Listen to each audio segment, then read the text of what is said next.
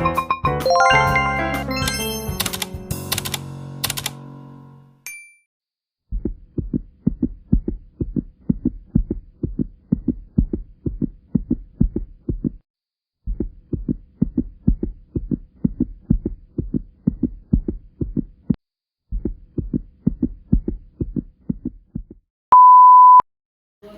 assalamualaikum warahmatullahi wabarakatuh. Di sini saya sudah bersama dengan Bapak Agus selaku wakil kurikulum ya Pak ya. SMA Negeri 6 Kabupaten Raya. Nah, di sini saya akan mengajukan beberapa pertanyaan mengenai sistem kurikulum yang ada di SMA Negeri 6 Raya. Langsung saja ke pertanyaan pertama ya Pak ya. Pertanyaan pertama, kurikulum apa yang digunakan oleh sekolah SMA Negeri 6 Raya? Yang kurikulum yang dipakai di SMA Negeri 6 Merangin itu masih menggunakan kurikulum tahun 2013, jadi kurikulum 2013, karena sekarang memang ada wacana kurikulum Merdeka Belajar dan kan sekolah kita sudah mendaftarkan untuk menjadi salah satu ini namanya relawan untuk kurikulum kurikulum Merdeka Belajar. Jadi sementara ini kami masih menggunakan kurikulum 2003. Berarti sudah mendaftarkan kurikulum Merdeka Belajar. Berarti saat ini masih menggunakan kurikulum 2013. Nah, selanjutnya pertanyaan yang kedua, wacana tentang sekolah penggerak. Nah, bagaimana tanggapan Bapak tentang wacana sekolah penggerak tersebut? Oh, ini ide yang sangat cemerlang ya dari Kemendikbudristek ya. Karena menurut Bapak sekolah penggerak itu sekolah penggerak apa guru penggerak? Sekolah penggerak, Pak. Sekolah penggerak ini bisa jadi motor bagi sekolah-sekolah yang lain mungkin atau minimal dari sekolah itu satuan pendidikan itu sendiri untuk meningkatkan kompetensi, meningkatkan kinerja dari sekolah itu, karena memang dalam sekolah penggerak ini lebih terukur dalam berapa banyak hal, lebih banyak pantau, evaluasi juga lebih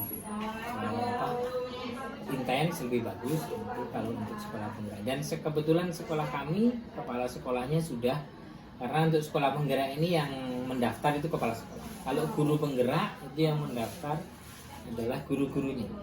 Dan alhamdulillah kemarin kepala sekolah sudah mendaftarkan dan sudah mengikuti prosesnya. Sekarang tinggal menunggu hasil apakah nanti kita bisa lanjut menjadi sekolah penggerak. Nah, untuk guru-gurunya, untuk guru penggerak, ini kan juga salah satu pendukung dari sekolah penggerak. Itu sudah ada yang lulus sampai tahap 2, itu 2 orang. Nah, untuk yang ini kita masuk lagi tahap 7, pendaftaran guru penggerak. Nah, sementara ini belum terdata berapa guru yang sudah. Itu saja.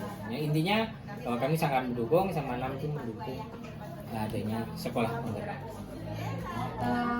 Dan pertanyaan yang ketiga, tujuan sekolah. Nah, yang mana kita katakan kan setiap sekolah itu memiliki tujuan yang sama untuk menjadikan pelajar itu berpengetahuan yang luas, keterampilan yang bagus. Nah, tujuan sekolah SMA Negeri 6 Merangin ini tersendiri itu apa saja, Pak?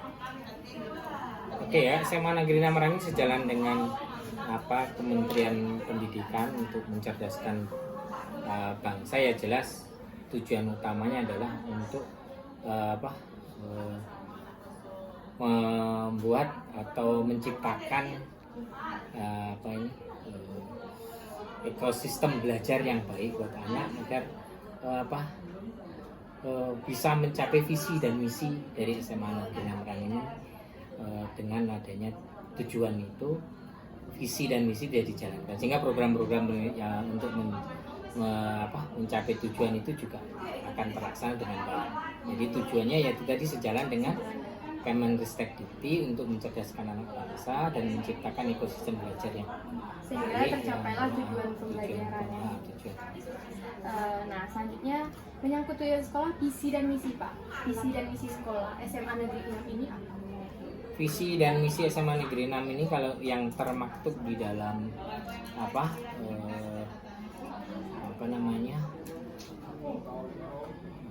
dokumen 1 SMA Negeri 6 Merangin itu, bahwa visi kita adalah untuk menciptakan generasi yang unggul dalam bidang calon pemimpin yang unggul dan berkarakter.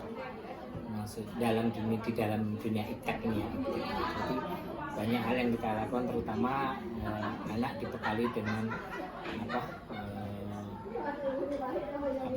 ilmu agama, iman dan takwa, kemudian teknologi dikembangkan dengan pembelajaran berdasarkan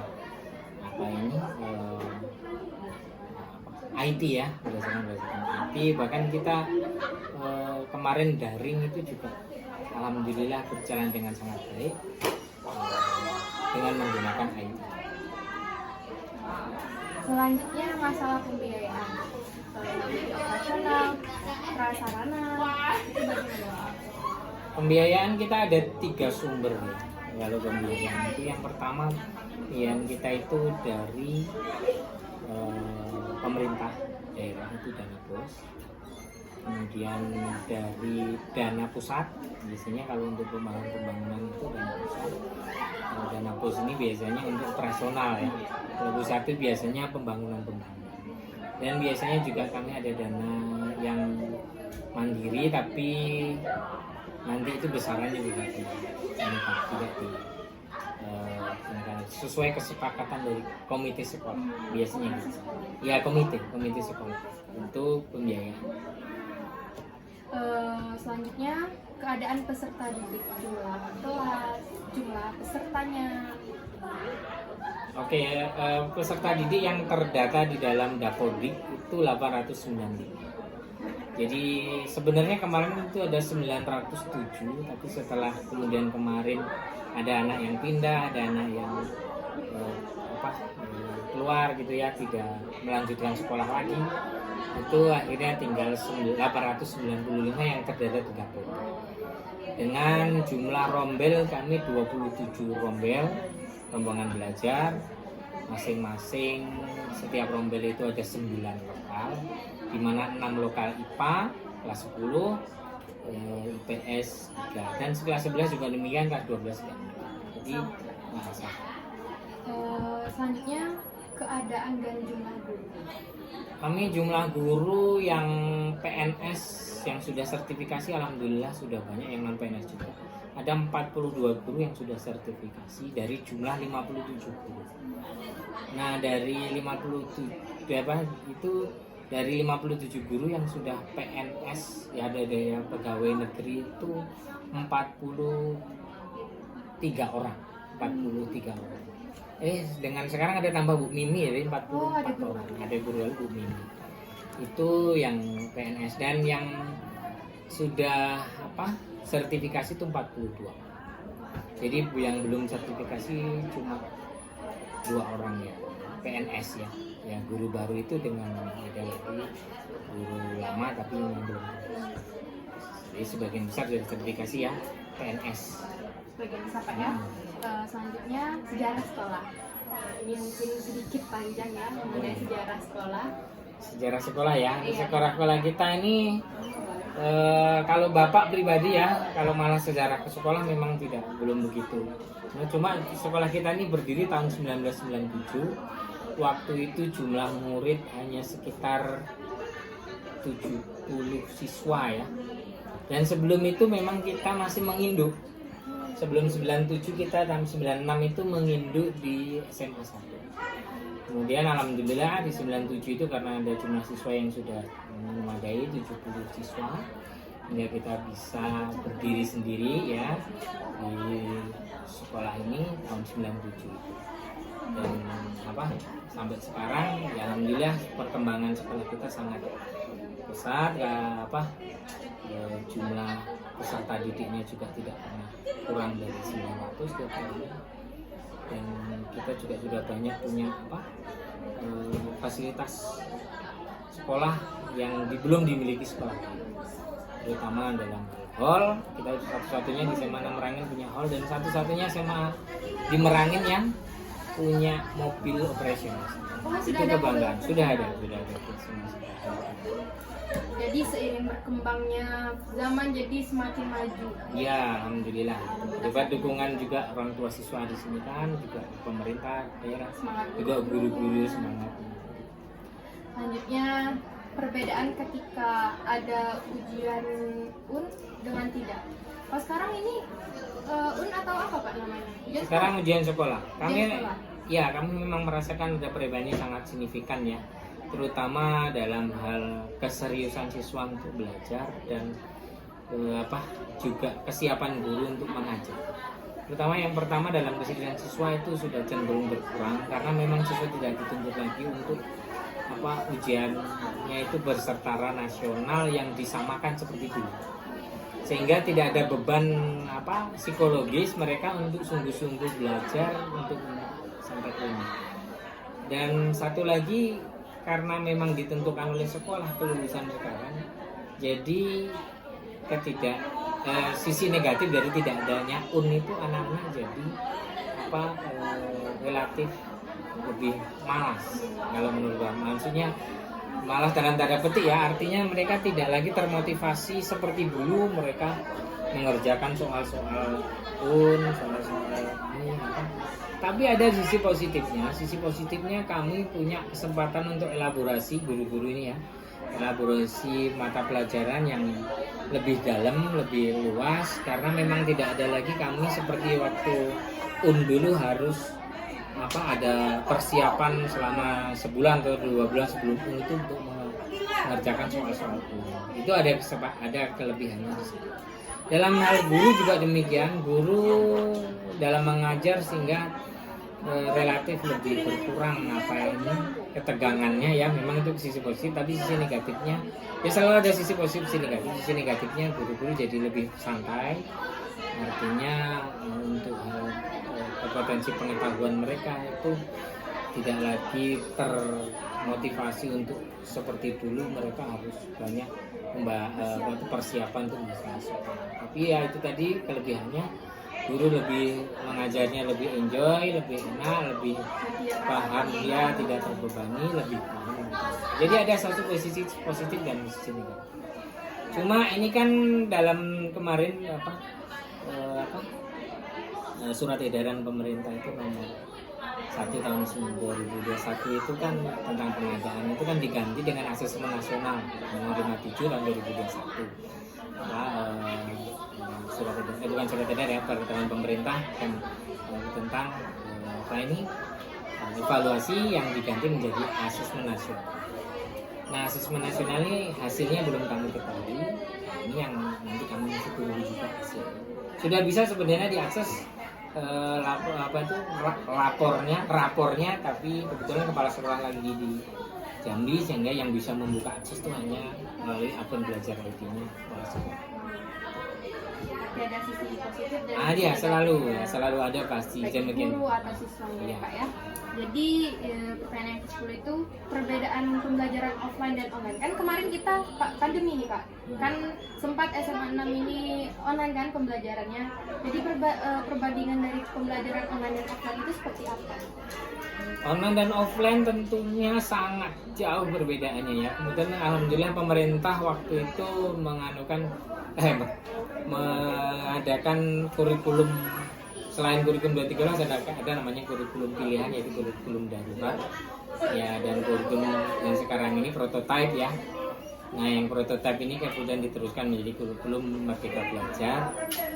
Nah, tapi kalau dilihat dari daring dan tidak daring itu tentunya, atau tatap muka, tentunya daring itu sangat lebih banyak mudaratnya atau hal negatifnya daripada itu. Karena memang kami sudah merasakan sendiri siswa hasil dari daring itu pemahamannya, misalnya mereka dari SMP kan naik ke SMA itu karakternya juga kurang, karena mungkin dia kurang dididik di sekolahnya kan, kemudian juga masalah pengetahuannya itu juga mereka relatif agak susah, karena memang selama daring mereka tidak ada yang membimbing mereka, hanya secara daring ya, bukan tidak ada, maksudnya dibimbingnya secara daring sehingga tidak optimal oleh guru-guru. Hanya masuk Zoom itu diberikan tugas, dikerjakan baru dikumpul. Jadi tidak ada komunikasi antara guru dan siswa, makanya pengetahuannya itu kurang. Kalaupun ada tidak optimal. Iya, tidak optimal. Jadi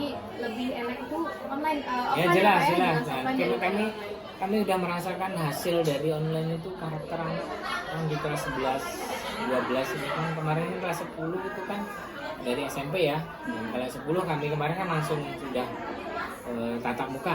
Jadi kami bisa kontrol siswa sehingga relatif anak baik. Yang kelas 11 12 ini yang kami rasakan anak-anaknya kurang dalam karakter ada itu ya. Karena sistem pembelajaran yang online tadi Ya, kan ya, kita tidak menerapkan, Tidak tidak bisa. bisa mengajarkan dengan baik. Dan mereka naik meskipun karakternya mungkin Iya. kita nggak terpantau kan. Nah, akhirnya begitu kelas 12. Tapi kalau yang gini mereka bisa dipanggil, di BK, kemudian diarahkan. Kalau sudah berapa kali diarahkan tidak, tentu kami punya kekuatan untuk tidak menaikkan mereka. Kalau secara daring mereka pengetahuan tidak ada, tapi sikap kami menilainya mau bagaimana? Susah. Mungkin datang dengan hadir dengan ini, tapi kemudian dengan hadir terlambat atau kita pastikan dia tidak lulus, takutnya ada gejolak, tidak naik gejolak ke orang tua siswa.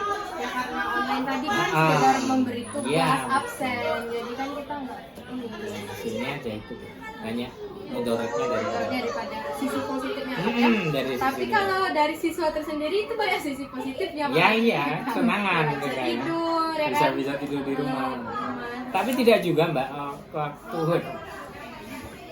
Dek ya kan biasanya datang gitu. Itu tidak juga, karena kemarin ketika kita sudah 1 tahun itu pandemi, anak-anak juga kangen. Iya. Karena mereka merasa di rumah bosan, kemudian tidak dapat uang jajan. Kalau habis daring disuruh kerja ini itu oleh orang tuanya kan. Akhirnya mereka bosan, akhirnya mereka mau. Dan alhamdulillah selama tatap muka itu juga sekolah kami juga siswa-siswanya menjalankan dengan selama tentu kan dengan sistem sesi sebelumnya. Kalau sekarang kita kan sudah masuk semua. sudah masuk penuh, tidak pakai Iya. sesi. Apalagi menurut Menpan RB kemarin kan kita Pak Luhut Binsar kelanjutan katanya kita mau menuju endemi, bukan lagi pandemi. Itu kami sangat berharap karena nanti di tahun ajaran baru harapan kami sudah masuk penuh, tidak lagi bukan penuh, maksudnya 20 sampai 45 jam 45 menit per jam. Kita sekarang masih 35 menit per jam. Iya. Berarti banyak sisi negatifnya. Ya kalau daring ya daripada positif. Selanjutnya pertanyaan yang terakhir Pak, keadaan hasil belajar siswa ketika offline dan online. Mungkin tadi menyampaikan tadi. Iya. Saya kira kalau masih hasil belajar ini tergantung guru masing-masing ya. Tapi yang lebih objektif tentu kalau yang tatap muka. Karena kalau daring ini memang hasil anak tetap dikumpulkan, anak mengumpulkan dan memang nilainya juga relatif kurang lebih hampir sama kurang lebih kan. Cuma poin ininya kualitasnya. Kualitas anaknya itu jadi kalau masalah nilai di daring dengan ini tergantung gurunya. Kalau memang anak itu ngumpul tugas dengan baik tentu dikasih nilai tinggi, mengikuti ujian dengan baik. Tapi kalau ukurannya adalah hasil dari ujian sekolah, ujian semester misalnya ya itu juga relatif sama, karena kalau daring ini anak bisa mengerjakan di rumah dengan membuka tanpa pengawasan. Kalau tatap muka kan kami bisa ada pengawas juga. Ya mereka juga bisa tinggi-tinggi karena itu tadi, kalau daring tatap muka tinggi-tinggi juga karena kami lebih optimal ngajar. Nah kalau daring tinggi-tinggi mungkin karena mereka tidak jujur. Tapi kalau tatap muka tinggi-tinggi tapi karena memang kami bisa mengendalikan dengan baik, mengajarnya optimal. Itu perbedaannya. Jadi nilai tidak begitu signifikan perbedaan. Berarti hasil belajar itu tergantung dengan kebijakan guru masing-masing. Ya, kalau masalah pandemi dan daring dan tidak daring, karena kalau guru waktu daring anak mengumpulkan itu nilai juga. Pada waktu tatap muka anak juga mau mengumpulkan dan ujian nilai juga. Tapi kalau daring mereka bisa tinggi kalau jadi nyontek. Iya. Tapi otomatis kalau dari segi pengetahuan, kalau memang saya bilang tadi dari kualitas jelas daring tidak, kualitasnya sangat tinggi. Meskipun sama-sama nilainya misal karena mereka mengumpulkan tugas dengan baik, kemudian hadir dengan tepat waktu, kemudian ujiannya dijalankan nilainya juga tinggi-tinggi. Tapi nilai tinggi-tinggi ketika ujian tugas itu kami tidak bisa kontrol bahwa itu bukan tugas mereka karena ngumpulnya juga daring kan. kadang kami juga punya keterbatasan ketika membuka laptop, tulisan kecil-kecil berbeda dengan kita membuka pada waktu kertas biasa. Nah, itu mengoreksinya lebih mudah, dan kadang-kadang kita lebih ketika membuka kertas biasa kita lihat perbedaan tulisan bisa. Nah, kalau yang kadang-kadang mereka ketik, walaupun memang kami, kalau saya pribadi biasanya sarankan nggak boleh diketik, tulis tangan, dipoto, dikirim. Kalau diketik bisa di copy Iya, ketik di copy. Itu pun kadang-kadang anak juga hanya. Tapi kalau dari kualitas jelas. Itu berbeda aja. Dengan nilai 90 misalnya ketika daring dengan 90 ketika tatap muka tentu lebih tinggi kualitasnya 90 tatap muka. Karena memang kami 90-nya memang 90 hasil dari kami membimbing. Absen Olimpiade. Baiklah Pak, di sini kami ditugaskan untuk mensurvei SMA Negeri 13 Senayan. Di sini kami menyediakan beberapa pertanyaan tentang SMA Negeri 13 Senayan. Yang pertama yaitu mengenai kurikulum yang digunakan SMA Negeri 13 Senayan ini Pak. Kurikulum yang digunakan ya masih menggunakan kurikulum 13. Dan bagaimana wacana tentang sekolah penggerak? Apakah mau tambah wacana gitu? Ya, kalau untuk sekolah penggerak ini ada wacananya. Jadi sekolah penggerak itu kan dalam rangka upaya mewujudkan visi pendidikan Indonesia. Jadi untuk lebih penyempurnaan dari program kurikulum sebelumnya. Jadi kita kemarin kepala sekolah sudah mendaftar sebagai kepala sekolah penggerak. Kemudian guru-guru ini juga baru mulai pendaftaran untuk guru sekolah penggerak. Baru dimulai ini. Dan bagaimana tujuan sekolah SMA Negeri 13 Merangin ini dan visi misinya Pak?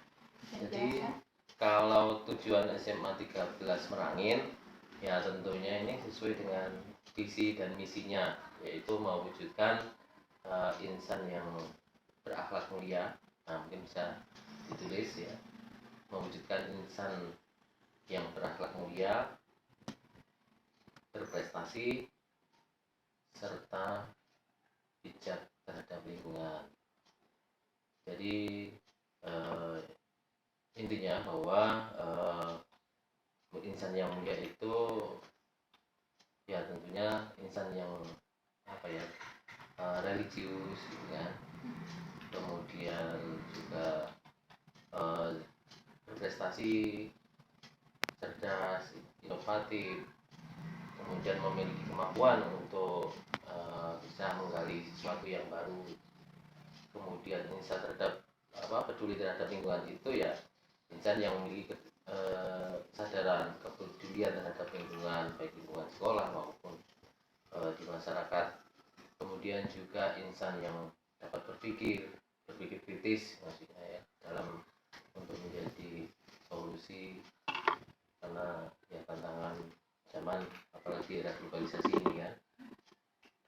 Nah itu diantaranya kan itu, diantara tentunya dari misinya yaitu meningkatkan ketakwaan pada Tuhan, terhadap Tuhan Yang Maha Esa, kemudian juga menumbuh kembangkan karakter warga sekolah yang religius, cerdas, disiplin, jujur, bertanggung jawab, mandiri, dan cinta tanah air tentunya. Kemudian juga masih banyak lagi ya, misalnya mengembangkan badan aktif, kreatif, inovatif, dan sebagainya ya.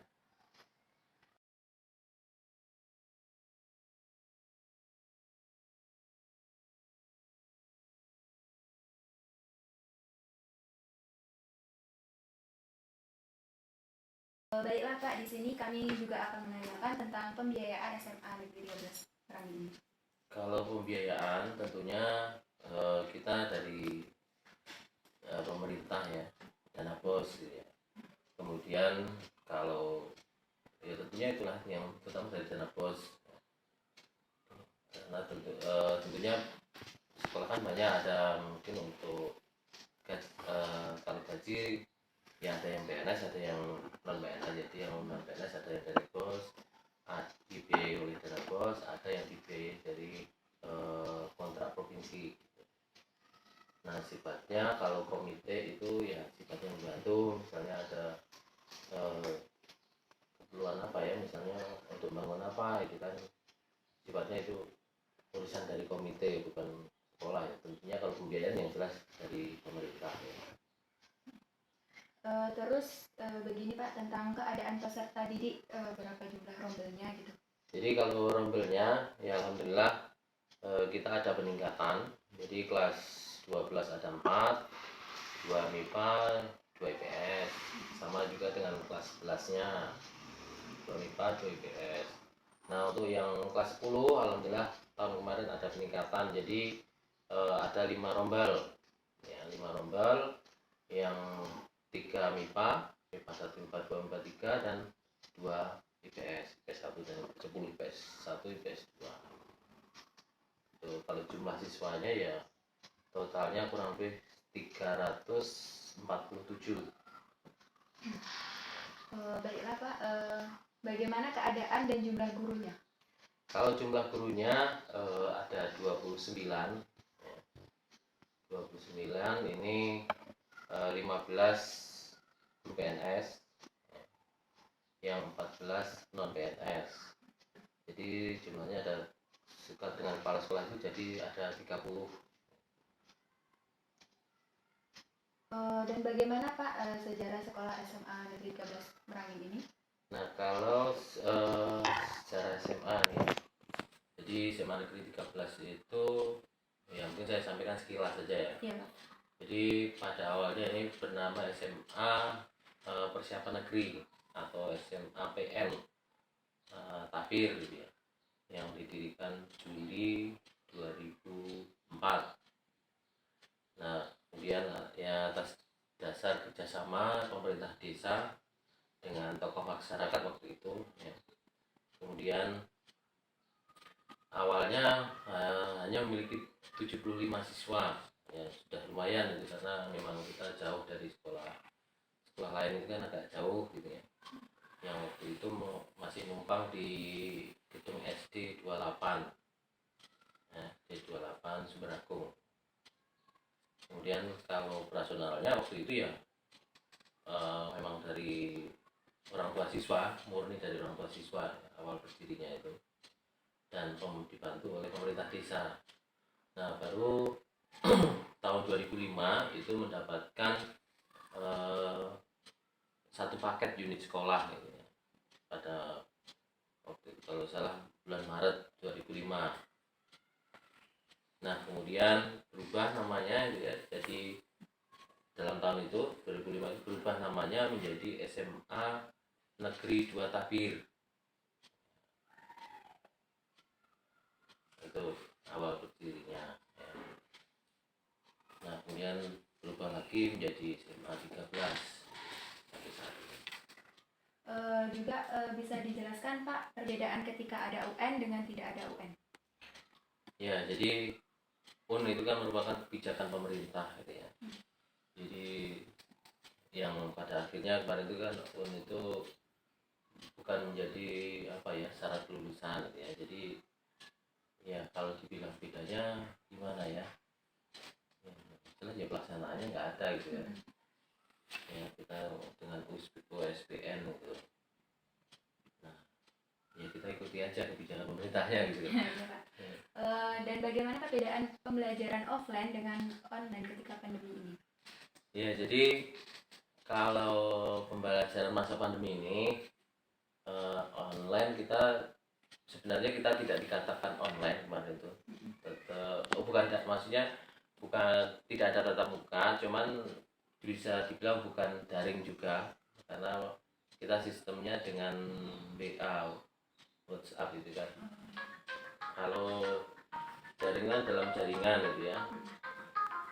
Jadi kalau misalnya bentar ya. Iya. Jadi kalau daring itu kan secara langsung.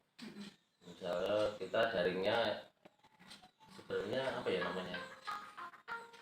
Daring itu kan langsung ya. Jadi misalnya seperti ini mana lagi? Ya.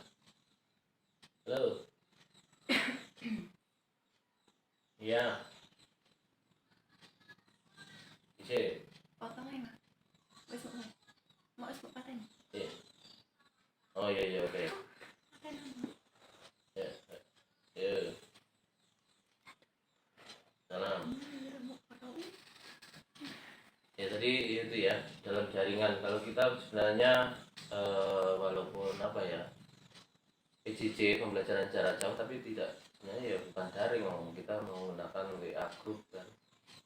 Kalau daring itu misalnya seperti dalam jaringan itu kan seperti Zoom meeting ya, seperti Zoom.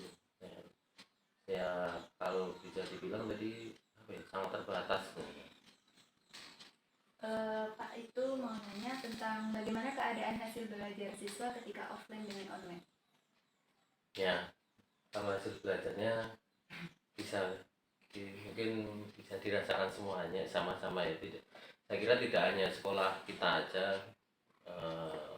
tentunya ya apa ya, bisa dibilang tentunya ya masih, kalau kita tatap muka penuh gitu ya, tentunya ya kekurangan karena materinya pun kita sangat terbatas gitu ya.